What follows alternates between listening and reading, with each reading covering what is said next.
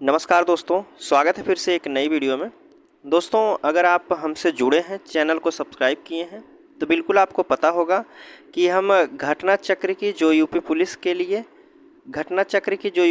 लिए practice set आया है टोह सीरीज, उसमें से हम प्रैक्टिस सेट को सॉल्व करा रहे हैं। आज हमारा चौथा प्रैक्टिस सेट है। इससे पहले जो है 3 प्रैक्टिस सेट सॉल्व करा दिया गया है। अगर आप नहीं देखे हैं वीडियो तो आपको डिस्क्रिप्शन में लिंक मिल जाएगा, या फिर चैनल के प्लेलिस्ट में जाइए, वहाँ प्लेलिस्ट बनाया गया है, आप क्रमागत से वीडियो को देख सकते हैं। ठीक है, अगर बात करते हैं यह जो प्रैक्टिस सेट है, इसका पीडीएफ आप डाउनलोड करना चाहते हैं तो डिस्क्रिप्शन में टेलीग्राम चैनल का लिंक दिया गया है, आप वहां से जाके पीडीएफ को भी डाउनलोड कर सकते हैं। ठीक है, तो चलिए हम प्रश्न शुरू करते हैं प्रैक्टिस सेट चौथा से। हमारा प्रश्न जो शुरू होगा प्रश्न संख्या 67 से। अगर बात करते हैं मैथ और रीजनिंग का भी आप प्रैक्टिस सेट सॉल्व कराना चाहते हैं तो आप कमेंट कीजिएगा। ज़्यादा मात्रा में अगर कमेंट रहेगा तो कोशिश करेंगे हम मैथ और रीजनिंग को भी सॉल्व करने की। ठीक है, तो चलिए आज हम प्रश्न शुरू करते हैं जो है 67 से है। देखिए, इसमें पूछा गया है कि निम्नलिखित में से कौन सा शब्द तत्सम है। इसमें कौन सा शब्द जो है तत्सम शब्द दिया गया है, तो बारात है, वर्षा है, हाथी है, आंसू है। तत्सम होता है संस्कृत वाले शब्द कौन दिए गए हैं। आप कहेंगे बारात जो है नहीं होता है, वर्षा जो है यह संस्कृत का शब्द है, इसका जो तद्भव होता है तो आप कहेंगे क्या होता है, तद्भव बारिश हो जाएगा। ठीक है, ऑप्शन बी वाला यहाँ बिल्कुल सही होगा। पूछा गया है कि भ्रमर का जो है तद्भव बताना है। अब भ्रमर को हिंदी में क्या कहते हैं, सभी को पता होगा कि भंवरा जो होता है, भ्रमर का भंवरा होता है तद्भव, और इस तत्सम पूछा जाए तो क्या होता है, आप कहेंगे भ्रमर होता है। अगला प्रश्न है, कह रहा है कि अपभ्रंश में कितने स्वर मौजूद होते थे। अपभ्रंश में कितने स्वर मौजूद होते थे, 6, 8, 7। तो आप कहेंगे यह होते हैं 8 स्वर मौजूद होते हैं डॉक्टर नरेंद्र के अनुसार।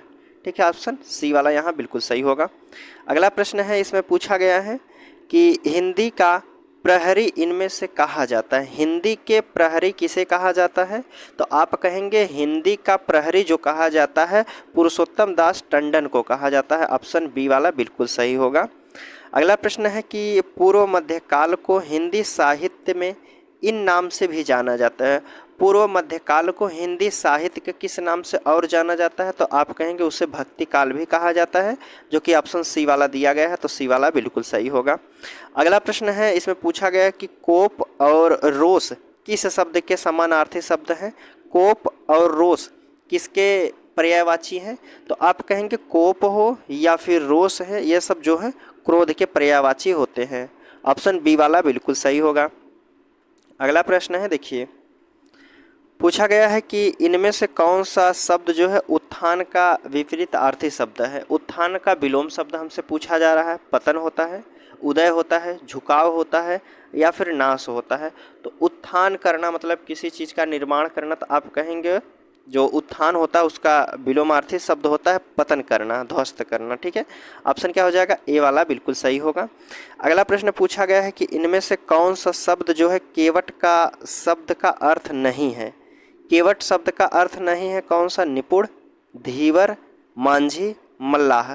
तो आप कहेंगे केवट का जो शब्द होता है, केवट का होता है, धीवर भी होता है, मांझी भी होता है, मल्लाह भी होता है, लेकिन निपुण जो होता है या केवट शब्द का अर्थ नहीं होता है।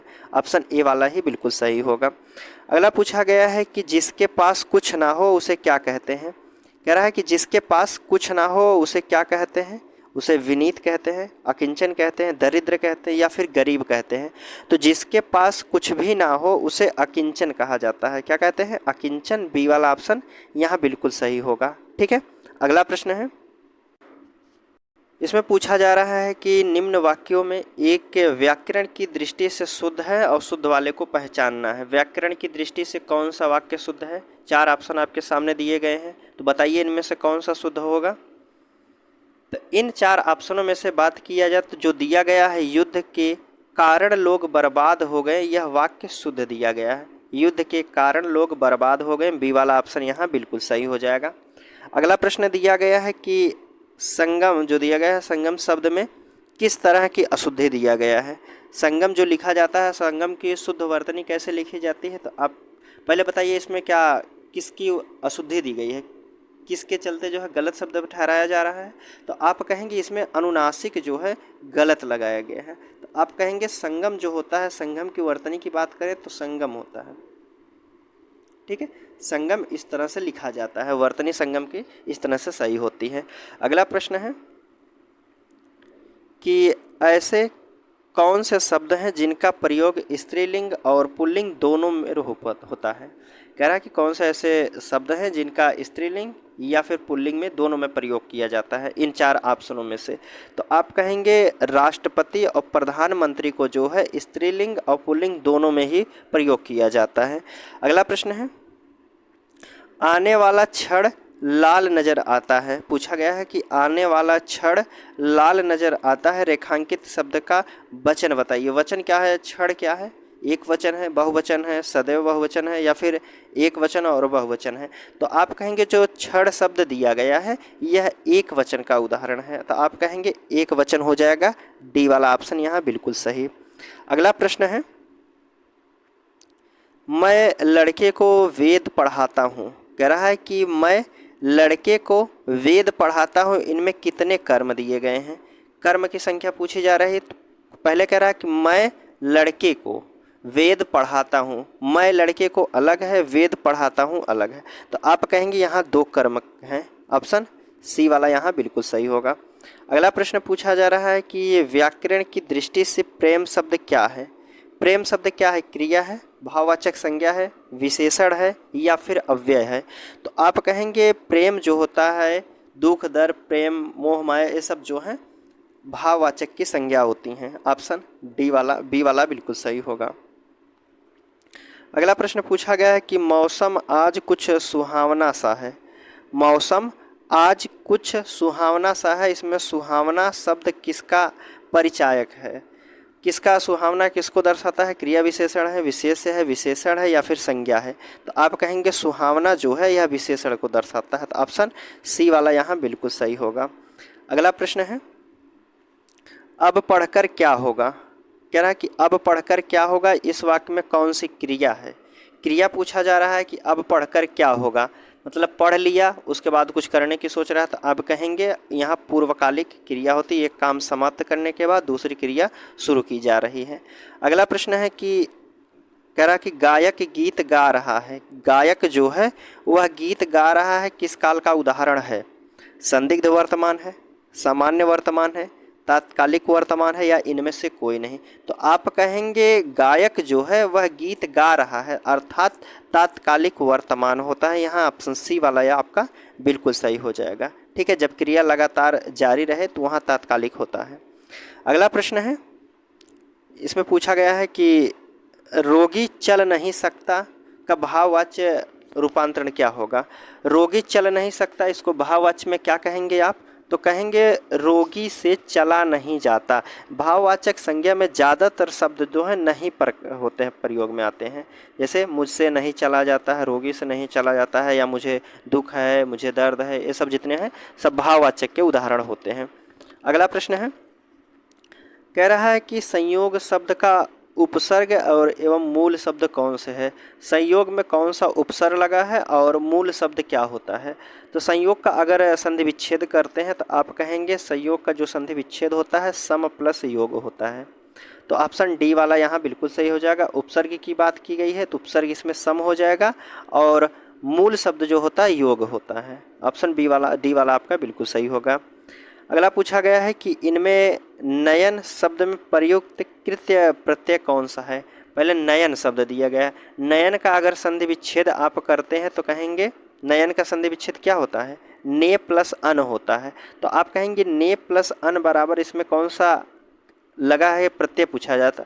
ने प्लस अन में जो है आपका अन प्रत्यय लगा है, देखिए ने प्लस अन बराबर होता है नयन, ठीक है, ने प्लस अन बराबर होता है आपका नयन होता है, तो इसमें कौन सा प्रत्यय लगा है, तो आप कहेंगे अन प्रत्यय लगा है, डी वाले ऑप्शन में बिल्कुल सही दिया गया है। अगला प्रश्न है कि लड़ाकू शब्द में प्रत्यय कौन सा है। लड़ाकू में कौन सा प्रत्यय है, तो आप कहेंगे लड़ाकू में आकू प्रत्यय है, ठीक है, आकू इसमें प्रत्यय लगा है।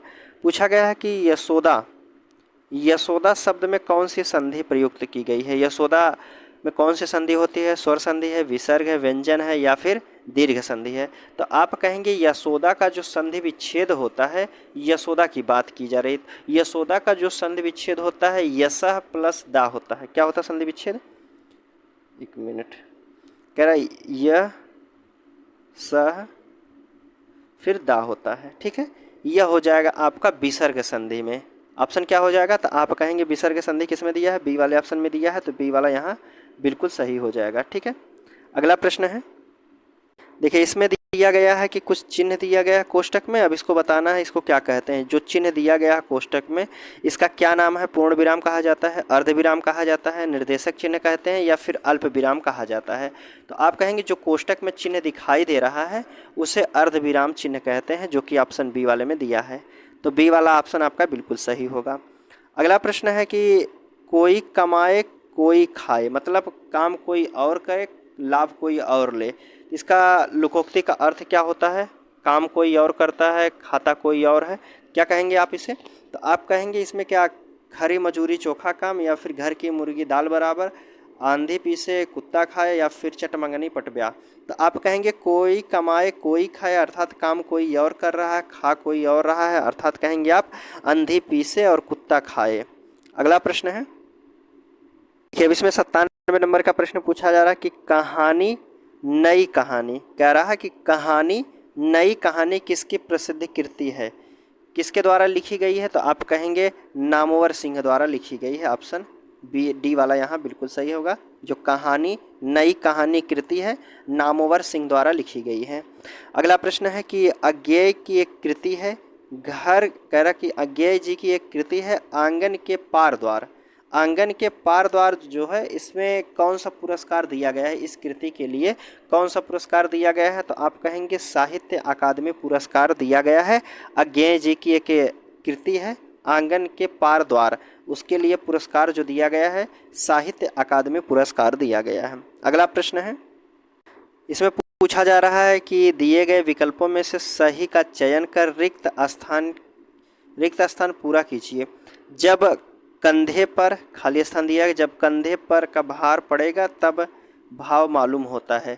इसमें कौन सा शब्द भर दे जो पूरा हो जाएगा कहावत? तो कहेंगे आप जब कंधे पर घर का भार पड़ता है तब आटे और दाल का जो है भाव मालूम होता है। तो ऑप्शन क्या हो जाएगा? डी वाला यहाँ भरा जाएगा।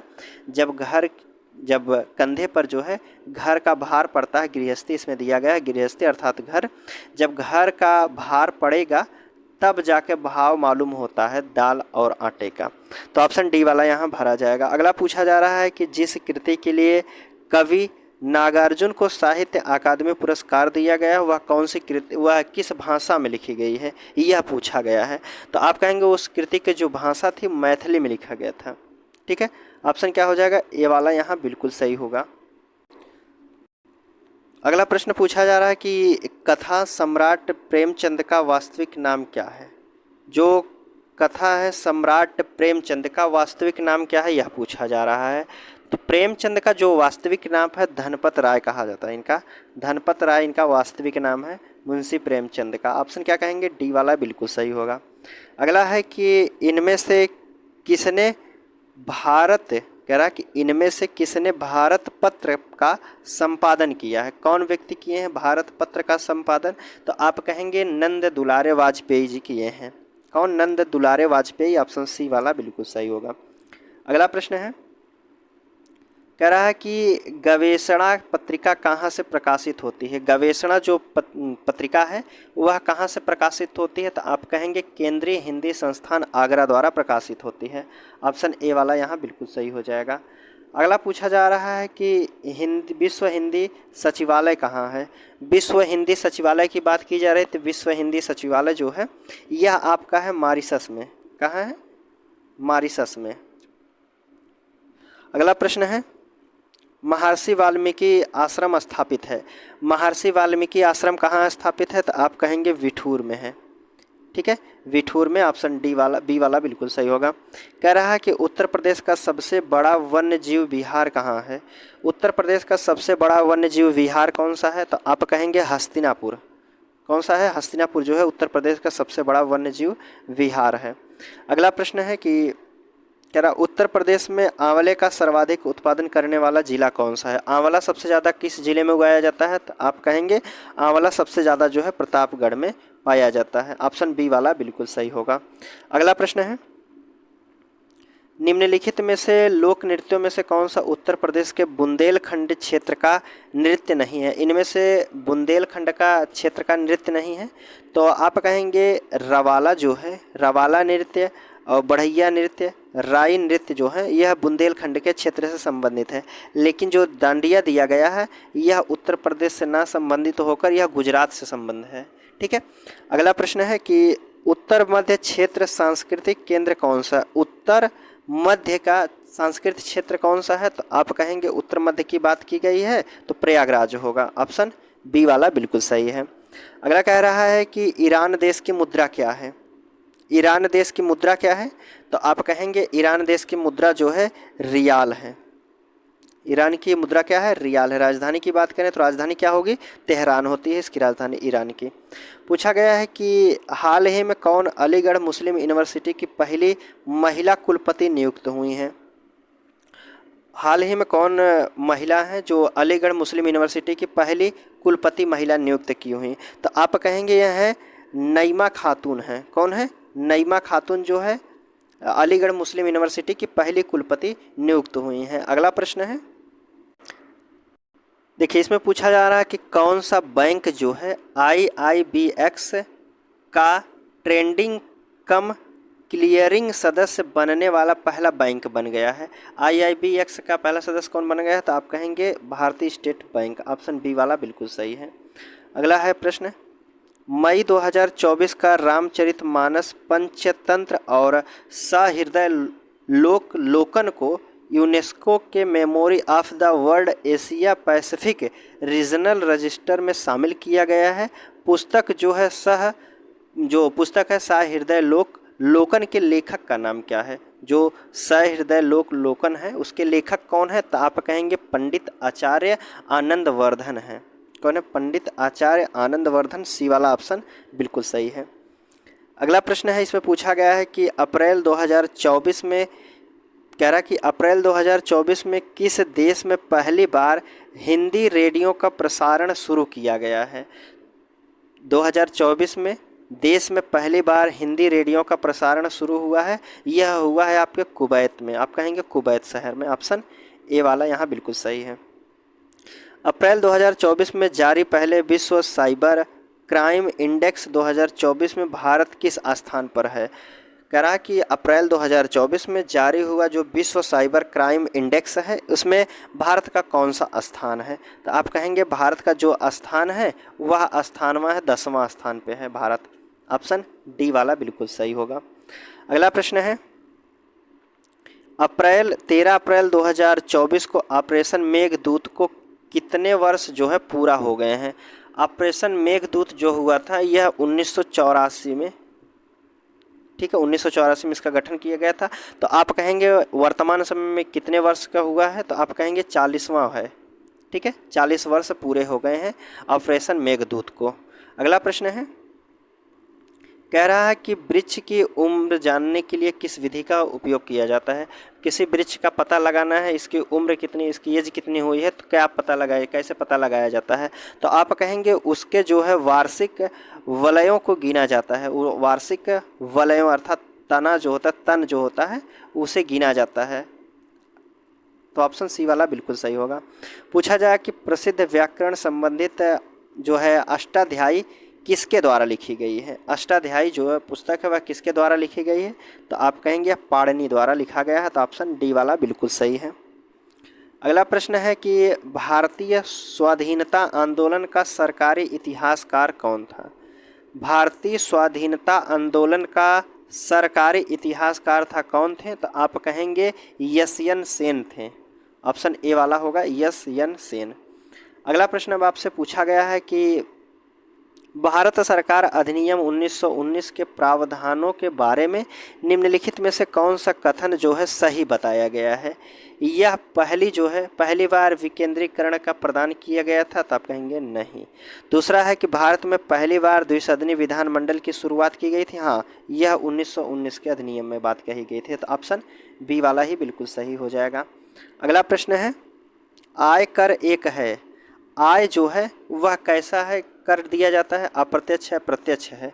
तो आप कहेंगे आय पर जो टैक्स दिया जाता है वह एक प्रत्यक्ष टैक्स होता है, आप कहेंगे इनडायरेक्ट होता है, डायरेक्ट होता है। बी वाला बिल्कुल सही हो जाएगा। पूछा गया है कि जनवरी 1970 में शुरू किए गए ऑपरेशन फ्लड में कौन सी क्रांति संबंधित थी। ऑपरेशन जो फ्लड शुरू किया गया था 1970 में, वह किस क्रांति से संबंधित था। तो ऑपरेशन फ्लड की बात की जा रही थी, यह श्वेत क्रांति से संबंधित था। ऑप्शन सी वाला यहाँ बिल्कुल सही होगा। अगला प्रश्न है, इसमें पूछा जा रहा है कि एम.एस. स्वामीनाथन को के जनक के रूप में जाना जाता है। एम.एस. स्वामीनाथन को किसके जनक के रूप में जाना जाता है। तो आप कहेंगे भारत में हरित क्रांति के जनक के रूप में जाना जाता है एम.एस. स्वामीनाथन को।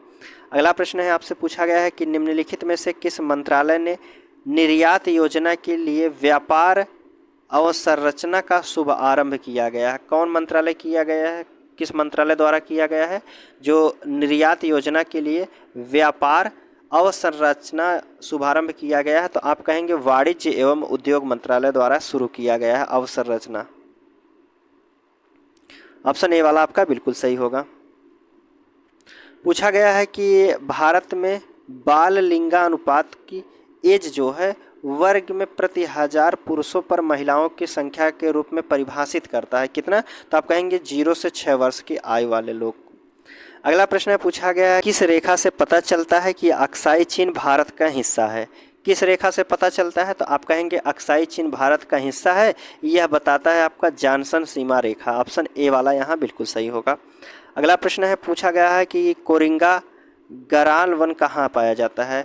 कोरिंगा जो गराल वन है वह कहाँ पाया जाता है। तो आप कहेंगे यह जो वन पाए जाते हैं यह आंध्र प्रदेश में पाए जाते हैं, जो कि ए वाला ऑप्शन में दिया है। तो ए वाला बिल्कुल सही है। कह रहा है कि ओजोन की सबसे अधिक मात्रा में मौजूद होती है। ओजोन की सबसे अधिक मात्रा क्या होती है। तो आप कहेंगे समताप मंडल में सबसे अधिक मौजूद होता है। ऑप्शन ए वाला बिल्कुल सही होगा। पूछा गया है कि निम्नलिखित में से कौन सा संगठन राष्ट्रीय स्वास्थ्य प्रोफाइल रिपोर्ट तैयार करता है। राष्ट्रीय स्वास्थ्य प्रोफाइल रिपोर्ट कौन सा संगठन तैयार करता है। तो आप कहेंगे यह तैयार करता है केंद्रीय स्वास्थ्य सूचना ब्यूरो द्वारा तैयार किया जाता है। कौन सा स्वास्थ्य प्रोफाइल रिपोर्ट, राष्ट्रीय स्वास्थ्य प्रोफाइल रिपोर्ट जो तैयार किया जाता है केंद्रीय स्वास्थ्य सूचना ब्यूरो द्वारा तैयार किया जाता है। अगला प्रश्न पूछा गया है कि संयुक्त प्रांत का नाम उत्तर प्रदेश में बदलने के बाद इसके प्रथम राज्यपाल कौन थे। जब संयुक्त प्रांत का नाम उत्तर प्रदेश बदला तब उत्तर प्रदेश के पहले जो है प्रथम राज्यपाल कौन थे। तो आप कहेंगे सर होर्मास जी फिरोज शाह मोदी थे। कौन थे, फिरोज शाह मोदी। अगला प्रश्न पूछा गया है कि निम्नलिखित में से किसका उपयोग दूसरी पीढ़ी के कंप्यूटर में मुख्य इलेक्ट्रॉनिक घटक के रूप में किया जाता है। किस जनरेशन, कह रहा है कि निम्नलिखित में से जिसका उपयोग दूसरी पीढ़ी के कंप्यूटर के मुख्य इलेक्ट्रॉनिक घटक के रूप में किया जाता है। तो आप कहेंगे वह किया जाता है ट्रांजिस्टर का। ऑप्शन ए वाला बिल्कुल सही होगा। अगला प्रश्न है कि BBM प्लेटफॉर्म का सही विस्तार क्या होता है। BBM प्लेटफॉर्म का सही विस्तार क्या है। तो आप कहेंगे ब्लैकबेरी मैसेंजर होता है, ब्लैकबेरी मैसेंजर। ऑप्शन डी वाला बिल्कुल सही है। पूछा जा रहा है कि एकजुटता और स्थिरता समझौते पर निम्नलिखित में से किस संगठन द्वारा हस्ताक्षर किए गए थे। जो एक संगठन है एकजुटता और स्थिरता समझौते पर निम्नलिखित में से किस संगठन द्वारा हस्ताक्षर किए गए थे। तो आप कहेंगे यह किया गया था खाड़ी सहयोग के परिषद द्वारा। जो खाड़ी देश होते हैं उनके द्वारा इस पे हस्ताक्षर किया गया है। अगला प्रश्न है, देखिए अब इसमें पूछा गया है कि हिंदी दिवस किस दिन मनाया जाता है। हिंदी दिवस की बात की जा रही थी। हिंदी दिवस 14 सितंबर को मनाया जाता है। कह रहा है कि जिला स्तर पर पदेन जिला अधीक्षक को क्या कहते हैं। जो जिला पंजीकृत होता है आप कहेंगे उसे जिला मजिस्ट्रेट, जिला कलेक्टर कहते हैं। ऑप्शन बी वाला बिल्कुल सही होगा। पूछा गया है कि भूमि अधिग्रहण पुनर्आवास और पुनर्स्थापना अधिनियम 2013 में उचित और पारदर्शिता के अधिकार के प्रावधानों के तहत सार्वजनिक उद्देश्य के लिए किसी विशेष भूमि की आवश्यकता की घोषणा और अनुमोदित पुनर्वास पुनर्स्थापना योजना का सारांश किसके द्वारा प्रकाशित किया जाता है? किसके द्वारा प्रकाशित किया जाता है? तो यहाँ भी आपका जिला कलेक्टर ही हो जाएगा। ऑप्शन डी वाले में दिया है तो डी वाला बिल्कुल सही है। अगला प्रश्न है, पूछा गया है कि इनमें से कौन सा विकल्प सूचना प्रौद्योगिकी अधिनियम 2000 के तहत कंप्यूटर संसाधन की परिभाषा में प्रयुक्त शब्द नहीं है? कंप्यूटर की परिभाषा में प्रयुक्त शब्द नहीं है, कौन सा नहीं किया गया? तो आप कहेंगे कंप्यूटर ऑपरेटर जो है इसके शब्द में प्रयोग, इसके परिभाषा में शब्द का प्रयोग नहीं किया गया है। अगला है, कह रहा है कि ईमेल के जारी किए जाने के स्थान का पता किससे लगता है? जब ईमेल को जारी किए जाने के स्थान का पता किससे लगता है? तो आप कहेंगे जब ईमेल के द्वारा जो स्थान का पता लगाया जाता है नेटवर्क सर्विस दाता द्वारा लगाया जाता है। तो आप कहेंगे ए वाले ऑप्शन में दिया गया है तो ए वाला बिल्कुल सही है। अगला प्रश्न है, पूछा गया है कि भारत एक गणतंत्र है, इसका अर्थ क्या होता है? भारत एक गणतंत्र है, इसका क्या अर्थ है? तो आप कहेंगे इसका क्या अर्थ हो जाएगा? भारत एक गणतंत्र है, पहला ऑप्शन कह रहा है कि सभी मामलों में अंतिम अधिकार जनता के पास है, भारत में संसदीय शासन व्यवस्था है, भारत में वंशानुगत शासन की व्यवस्था है, या फिर भारत राज्यों का संघ है। तो आप कहेंगे भारत एक गणतंत्र है क्योंकि यह भारत में वंशानुगत शासन नहीं है, भारत में वंशानुगत शासन नहीं है, इसलिए भारत एक गणतंत्र है। आप कहेंगे अगला प्रश्न पूछा गया है कि भारत के संविधान के अनुच्छेद 54 के अनुसार राष्ट्रपति का निर्वाचन ऐसे निर्वाचन गण के सदस्य करेंगे, कौन कौन कर सकते हैं? तो पहला है कि संसद के दोनों सदनों के निर्वाचित सदस्य लोग करते हैं, या फिर राज्यों के विधानसभाओं के निर्वाचित सदस्य करते हैं, या फिर केवल ए या फिर दोनों करते हैं। तो आप कहेंगे जो राष्ट्रपति का निर्वाचन होता है संसद के दोनों सदनों का निर्वाचन सदस्य जो होते हैं वो करते हैं, और राज्यसभा के विधानसभाओं के निर्वाचित सदस्य करते हैं। अगला प्रश्न है 141 नंबर का प्रश्न पूछा गया है कि भारतीय संविधान की 7वीं अनुसूची के अनुसार परमाणु ऊर्जा विषय कानून बनाने का अधिकार किसके पास है?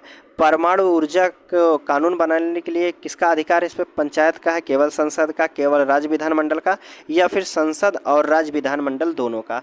तो आप कहेंगे परमाणु ऊर्जा विषय पर कानून बनाने का जो अधिकार है केवल संसद को है। ऑप्शन बी वाला बिल्कुल सही हो जाएगा। अगला प्रश्न है और आज का लास्ट प्रश्न रहेगा, इसमें पूछा गया है कि समानता को दर्शाता है। कह रहा है कि निम्नलिखित प्रश्नों में समानता ज्ञात कीजिए। टमाटर, अमरूद, तरबूज और संतरा क्या है? तो आप कहेंगे टमाटर, अमरूद और तरबूज, संतरा ये सभी एक फल होते हैं। ऑप्शन ए वाला बिल्कुल सही हो जाएगा। ठीक है, तो उम्मीद करता हूं दोस्तों सभी प्रश्न आपको समझ में आए हैं। आपको वीडियो कैसा लगा आप कमेंट के माध्यम से ज़रूर बताइएगा ताकि हम अगला वीडियो जल्द से जल्द ला सकें। ठीक है, चलिए मिलते हैं आपसे अगले वीडियो में, तब तक के लिए धन्यवाद दोस्तों।